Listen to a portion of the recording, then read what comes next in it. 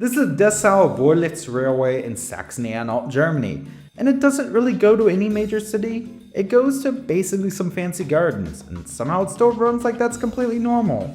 Actually, that's not true. See, on Thursdays, yes, specifically Thursdays, instead of their normal little train tram vehicles, they run one of my favorite funky train units in Germany on this route, the Baureihe 670.